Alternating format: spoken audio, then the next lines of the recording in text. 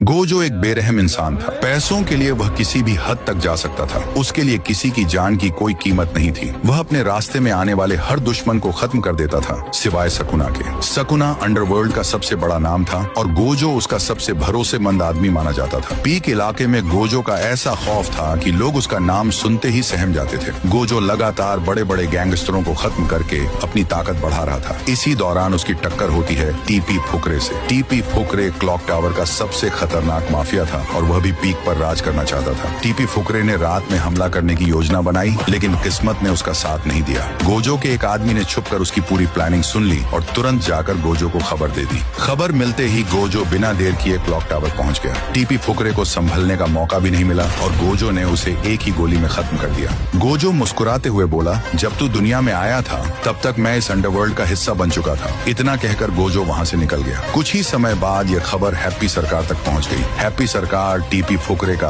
बेहद करीबी दोस्त था। दोस्त की मौत की खबर सुनते ही वह गुस्से से आग बबूला हो गया और उसने कसम खाई कि वह गोजो को जिंदा नहीं छोड़ेगा। हैप्पी सरकार ने अपने आदमी को गोजो के पास धमकी देने भेजा। उसका आदमी पीक में पहुंचकर गोजो के लोगों को संदेश देता है कि अब गोजो की मौत तय है, लेकिन गोजो के आदमी ने उसे वहीं रोक दिया और उसे खत्म कर दिया। इसके बाद वह तुरंत गोजो के पास पहुंचा और बताया कि फैक्ट्री का मालिक हैप्पी सरकार खुला युद्ध चाहता है। गोजो ये सुनकर हल्का सा हंसा और बोला, लगता है उसे अपनी जिंदगी से प्यार नहीं रहा। गोजो के आदमी ने पूछा, क्या मैं जाकर हैप्पी सरकार को खत्म कर दूं? गोजो ने सिर हिलाते हुए कहा, नहीं, अगर तुमने उसे खत्म किया तो उसकी कहानी अधूरी रह जाएगी। उसका अंत मैं खुद करूंगा। रात होते ही गोजो अकेला फैक्ट्री पहुंच गया। हैप्पी सरकार को अंदाजा भी नहीं था कि उसका आखिरी समय इतना करीब आ चुका है। गोजो ने उसे खत्म कर दिया और वहां से निकलते वक्त सिर्फ इतना कहा, तुम लोग सिर्फ बातें करते हो और मैं काम करके दिखाता हूँ, यही असली फर्क है। उस रात के बाद पूरे देश में गोजो का नाम डर की पहचान बन गया। लोग उसकी ताकत और उसके फैसलों से कांपने लगे।